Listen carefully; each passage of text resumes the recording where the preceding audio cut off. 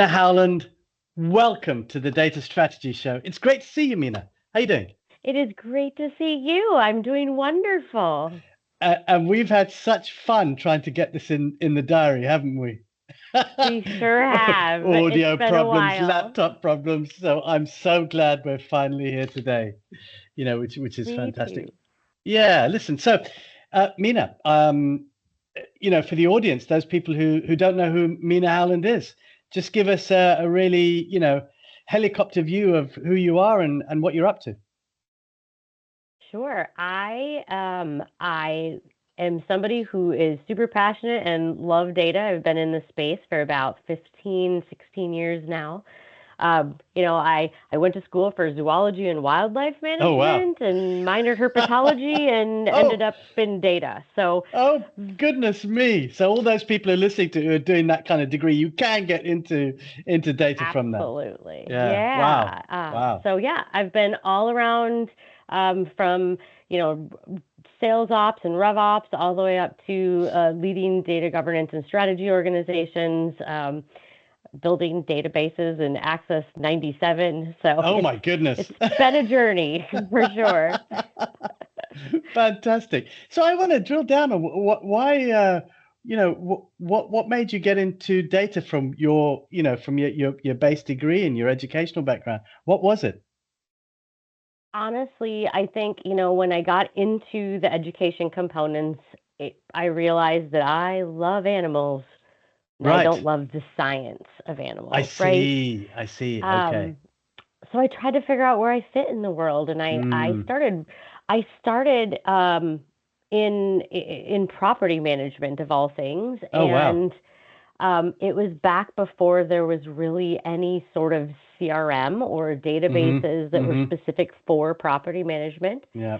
Yeah. And they had built a database in Access 97. Okay. And I realized very quickly that the UI and the UX was just blah. Yeah. And I Yeah. thought, Yeah. what if I learned to make it better? Right. And Right. that And that was it. started a passion that I had Amazing. no idea was a thing. Incredible, incredible. So you found it early on. That's really great.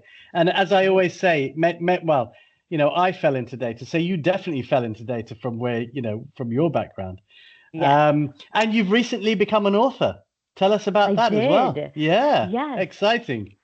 So throughout my journey, I have played many different types of roles, right? I've been in different parts of the organization, everything from business architecture and EA architecture Hmm. to agile methodologies and delivery to Hmm. running Hmm. PMOs, but all from a data lens. And I thought, there's all these different pieces out there that we talk about that you need to actually run your company. Sure. And we talk about them in these silos.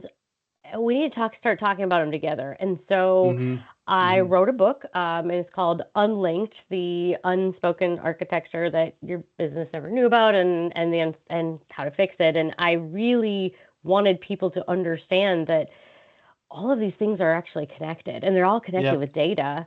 Yep. And what could that look like? And so I Hmm. wrote a book. Great. Great. Well, as you know, I did a post on it and also just opened it at a particular page and loved what I read. I think it resonated with me hugely in terms of your approach and so on. So, look, and this season is very much about women in data and tech. This is really about an exploration of, you know, where are we right now? What's happened? How far have we come? In this in the data and tech world, and are women, firing on all pistons, and are they there, or is there still bias? Is there still, a very tough time that women have in the workplace? And I'm really trying to speak to leaders like yourself and others. This is now going to be I think episode 6, if I'm right. So and I'm just trying to uncover certain experiences that people have and have had. So and just understand their journey. So as obviously you came from a very scientific and biological background into data. How did you find walking into a data team and in I don't know when you started, but what have your experiences been, and have you had any experiences which actually have made you think, oh, that's not great, and people shouldn't be like that. So I know it's quite a wide question, but yeah, let's just kind of get into it. Yeah, I think, I didn't know what to expect when I started Yeah, my journey. I didn't have the same formal background as a lot of people sure. have, right? But I had a lot of real world experience, which is a little Mm-hmm. bit different. And Mm-hmm. one of the things that I noticed, especially early in my career, was while I was able to deliver real value, Mm-hmm. um, I was still kind of looked at as kind of uh, a mix of the deliverer of the value and an admin.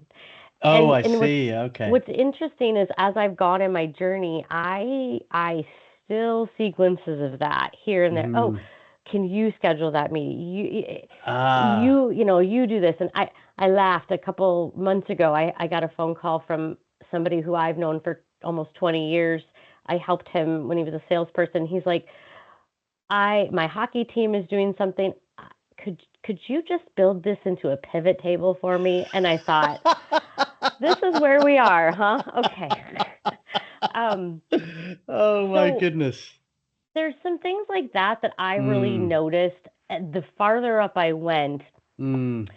that some of the expectations for how I should behave or what I should do, how I should present myself, what that looked like, seemed to be a little bit different than my counterparts that Okay. were Okay. male. So Okay. I think that's Yeah. that's the thread that I see running through a Yeah. lot of different things. Yeah.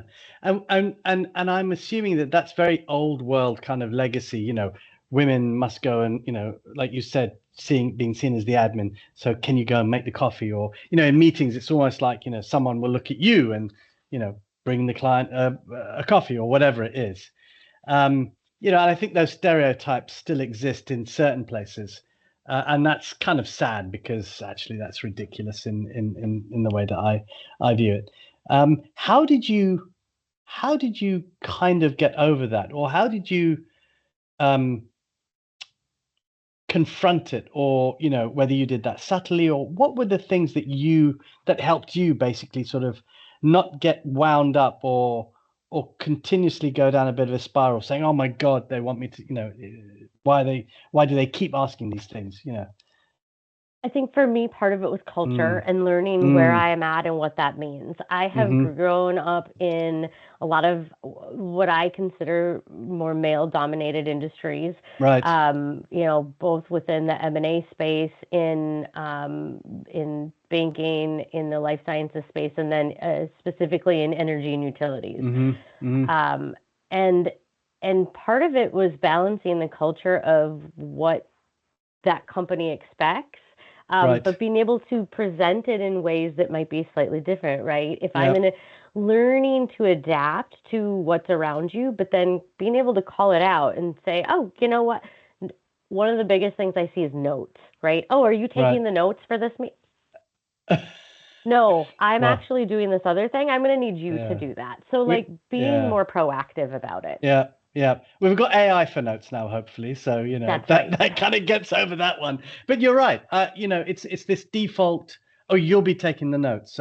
And I'm gonna, ask another question, which let's explore it if you want to, right? Being a woman, but also being a woman of color, and how has that affected some of those interactions or some of those challenges that you might have seen? I'm only asking that question because of my own experiences growing up in the UK and in London. I mean, and I'm very, um, I'm aware of those things, but I don't let them come out and, stand at the forefront and, and really sort of lean into them because I just think it's nonsense. But how is that affected you, or not, maybe, you know? I think it's been both very positive and and Mhm. somewhat negative, Mhm. depending on Right. where we're at and what we're talking about. I can honestly say, being of an Indian background or Yeah. having the ethnicity, being in the data or the tech space, Yes. um, tends to be kind of a norm when it comes Yes. to Yeah. Yeah. certain people and what Yes. their stereotypical beliefs Their about expectations. yes. Yeah. Yeah. Interesting. I didn't Um, even think that. I didn't even think about that. So it's yeah. funny, isn't it? It's weird. Yeah. Okay. Sorry. Carry And on. I truly believe, and this might sound silly, but I truly believe that there have been opportunities that I have gotten Hmm. based off of a subtle perception. Oh, And I I see. think that sometimes that can work to your advantage and it can work to your Hmm. disadvantage Mm. depending on your Mm. culture and your background and those type Yeah. of Yeah. things. Yeah. Um, but I I don't I can honestly say that I don't know that for me, it has been a negative in the way Hmm. that a lot of, Hmm. I don't think it's ever stopped me from Sure. getting, Sure. growing or getting a job, especially in this space Yeah. particularly. Yeah.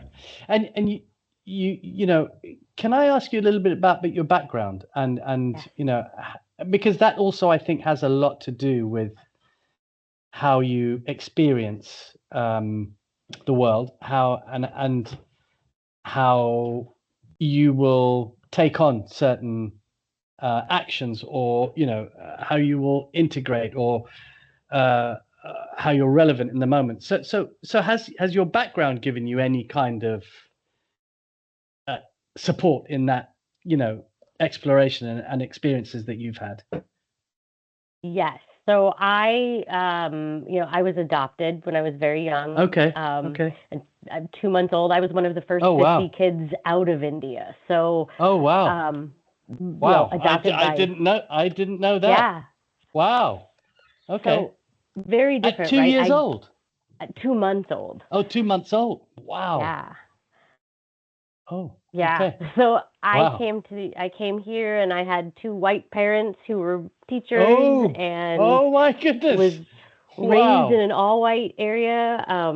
My husband who works for Best Buy corporate, he really introduced me to Indian food, right? I didn't have a lot of those same Ah, experiences of what it was wow. like to even learn about Yeah, my yeah, where I came from culturally. yeah, Um, so when it gets into how that plays into work, it's yes, interesting because again, perception, right? It yeah, goes yeah. into the perception of who you are and where you what you are. And I have had people say things like, I've gotten off the elevator one time and I had somebody go, um,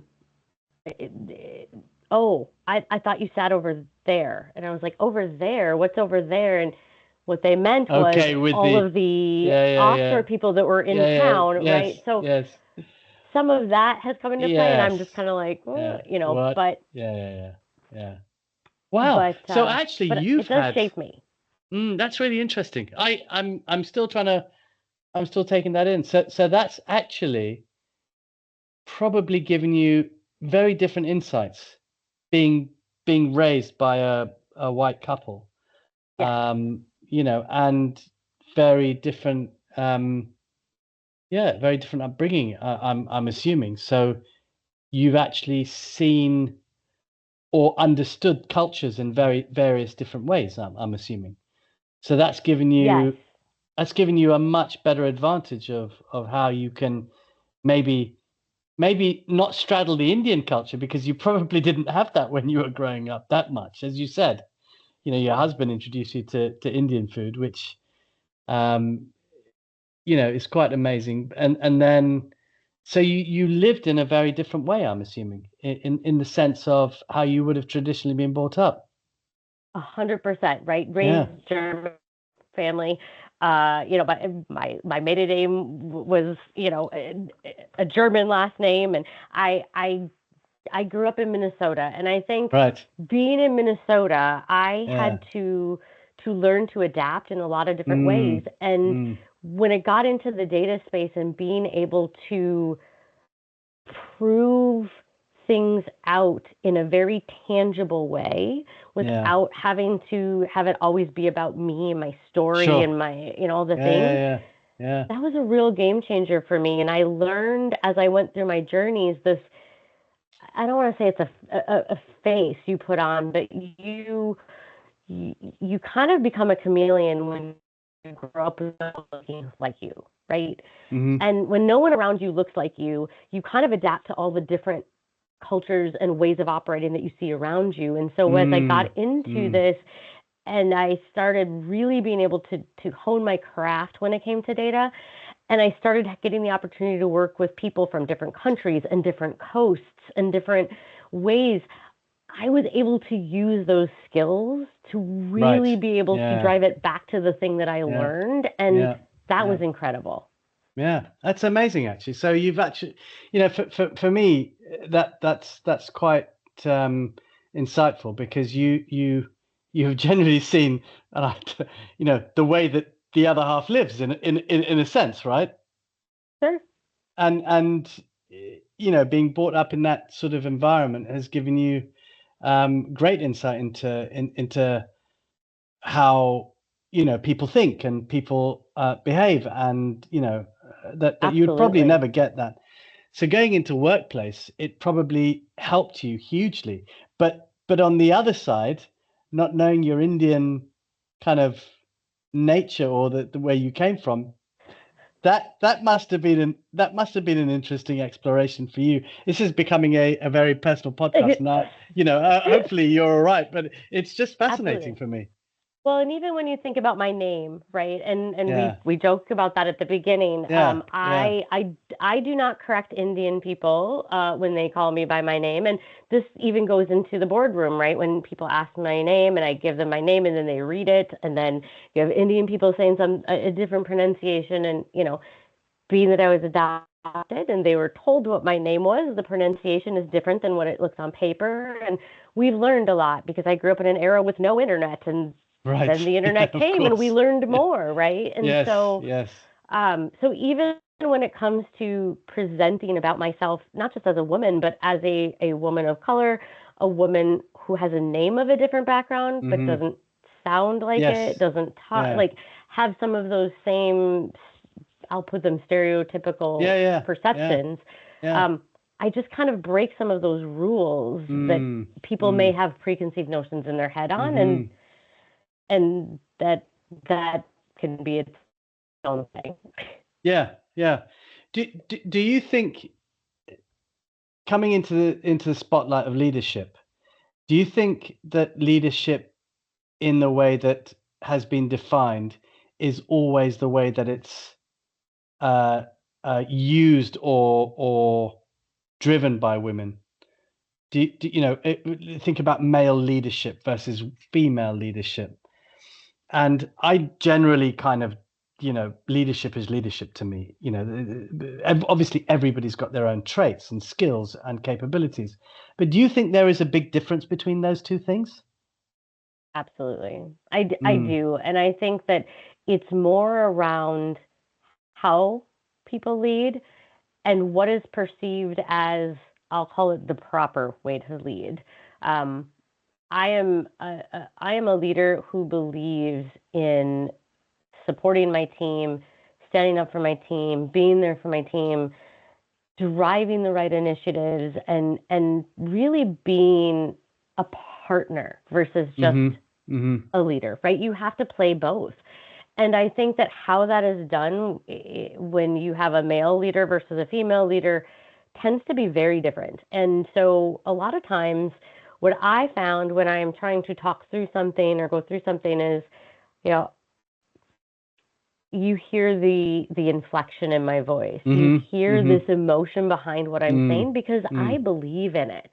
Yeah. And a lot of times that's not always how it is when a male gives the same type of a presentation or the same type of conversation. And so it's looked at as it can be looked at as a negative, right? I'm being too emotional about how I'm talking about this. Right?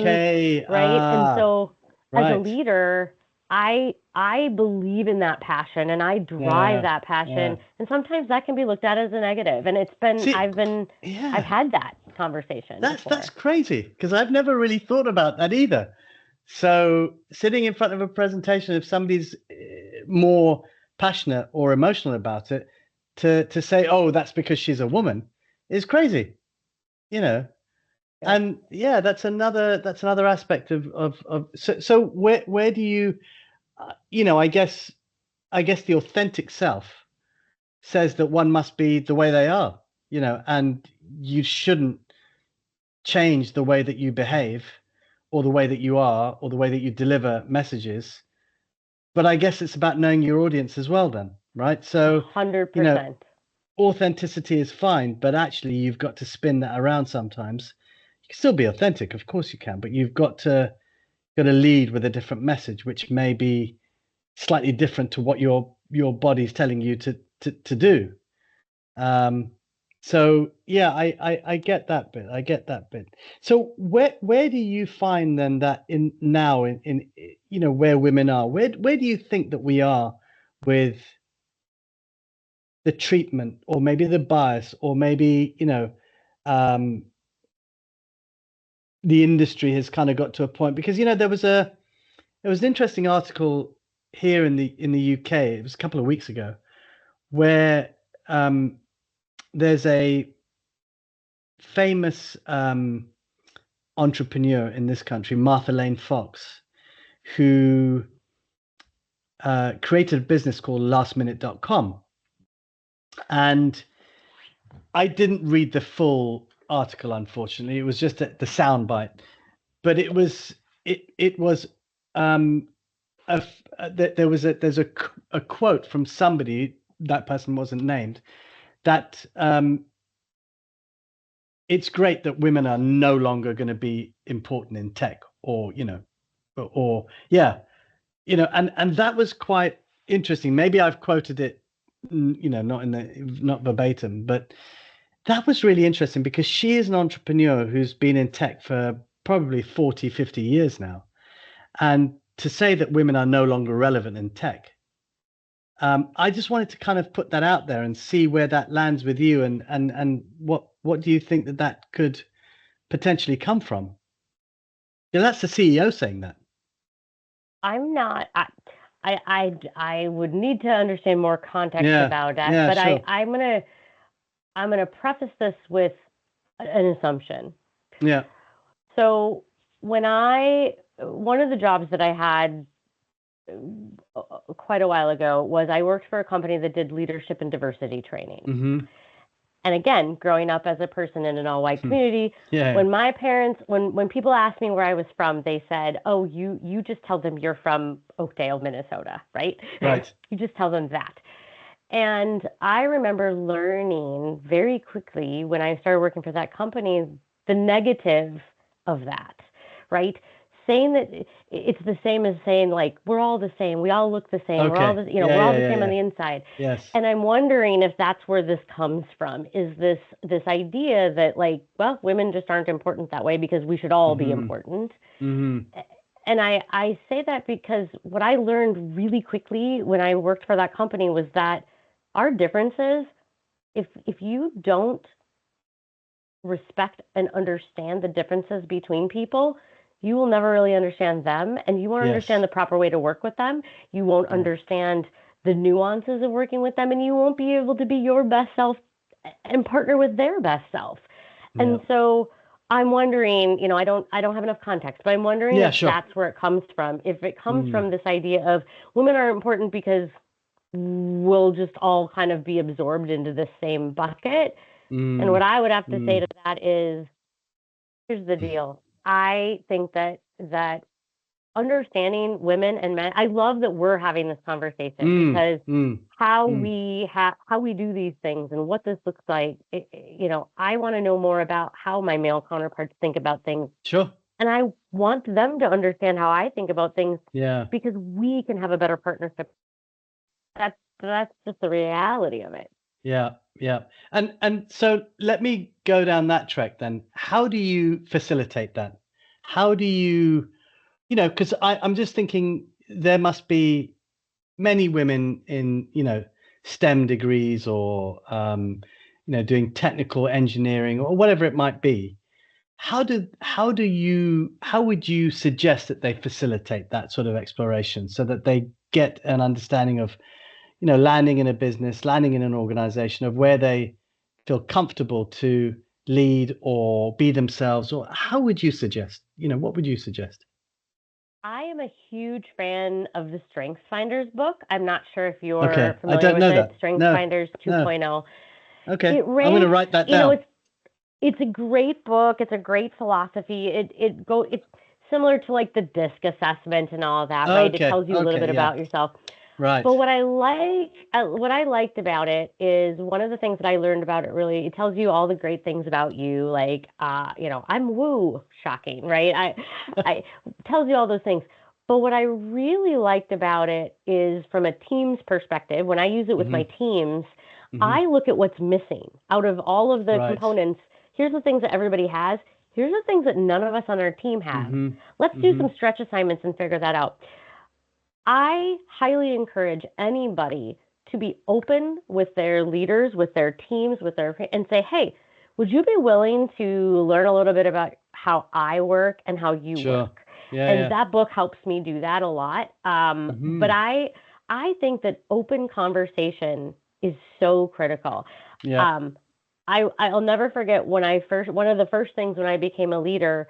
I am a person that I need the idea kind of, if I have the idea in front of me, I can make it do lots of things, right? Yep.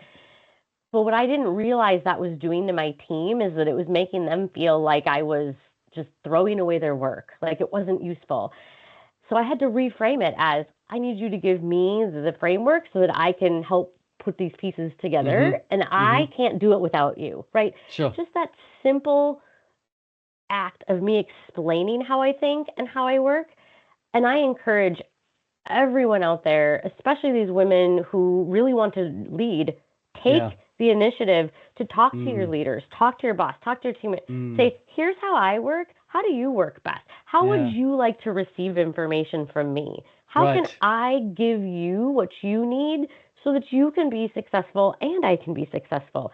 That open conversation, I have, super honest, I've never had a male leader ask me that.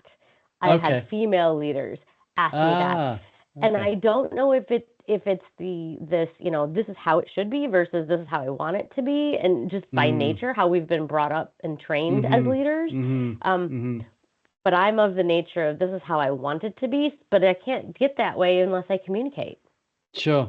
So that's interesting for you to say that you never had a male counterpart come to you and say, hey, listen, let's work out how we, lead and understand each other.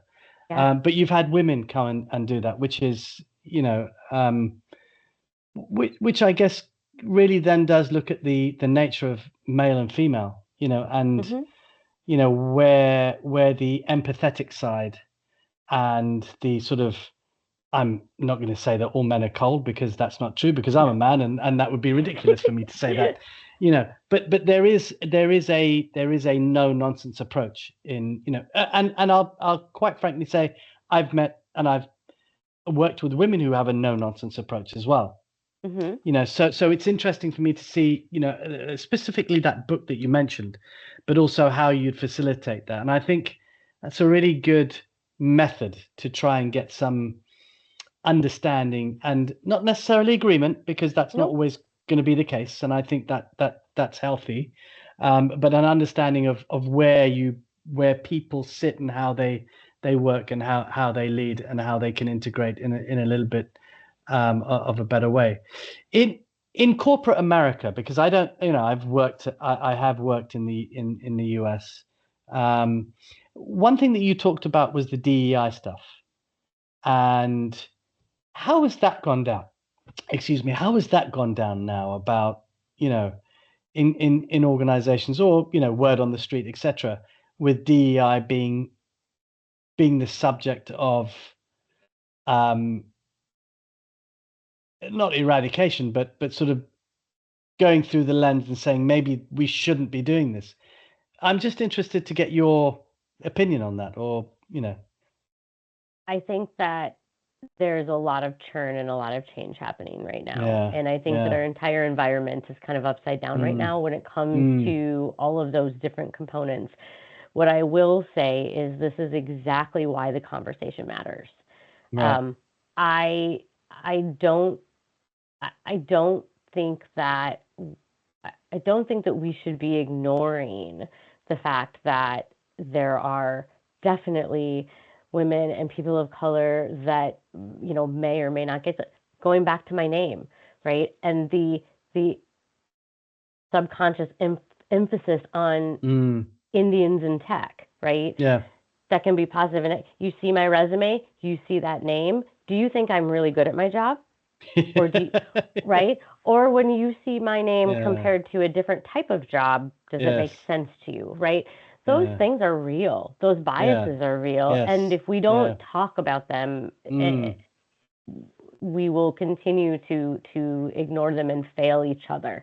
And so I can't necessarily speak for how corporate America is addressing it, but I can speak to how I want to address it, how I want to lead with it, and how I want to make sure that people know, again, going back to I want to get to know you and understand what works for you. I want to understand what makes sense. And so when I'm interviewing, when I'm talking to people, I'm not going to ask you about those questions, obviously, but I want to know enough that makes sure that you're heard, whatever that looks like. And for those, for those people who are, for those women who are thinking of a career in data or in tech, or maybe they're doing a zoology degree right now and they're kind of thinking, what do I do? Or they're doing geography, or they're doing history, or whatever. What are the things that you would say to them about the workplace and just generally, if they've never been in the workplace, what are the, one or two or three things that you'd say as a woman, these are the kind of things that help me get through my first job, my first, entry into the corporate world? What would you say to them? Find what you love and find a leader that will support it. And I don't mean a leader as in your direct leader. A leader could be a mentor. It could be somebody that you met at lunch. It could mean somebody in a completely different department. Find someone in your space that you can talk to, that you can have a mentorship with, that you can bounce ideas off of, and find your little wins around the thing that is your passion. Because regardless of what is on your plate, regardless of the tasks you're given, regardless of whether you're coding all day or talking all day, those little passions and those wins that you make at the thing that you're doing 8 to 10 hours a day, that is what's going to get you through. And I think that, being a mom, there's a lot of complications of what that looks like in corporate America. There's a lot of expectations about where you should be and shouldn't be and whether you should be. Find your passion, because it's there. And that is what will help get you through all of the pieces. If you can find it and grab it and keep running with it, regardless of what job you're in. Great. Well, that's fantastic advice to those up and coming. And Meenu Howland, it's been a wonderful time speaking to you. Actually, I've learned a huge amount, just not about things that we've discussed, but about you, which has been really insightful. That we've got a whole nother podcast for that. But thank you so much. So much. It's my pleasure. My pleasure. It's been really, really interesting speaking to you. So thank you for that. And I wish you a good day. Thank you. I wish you a good day too. Thank you.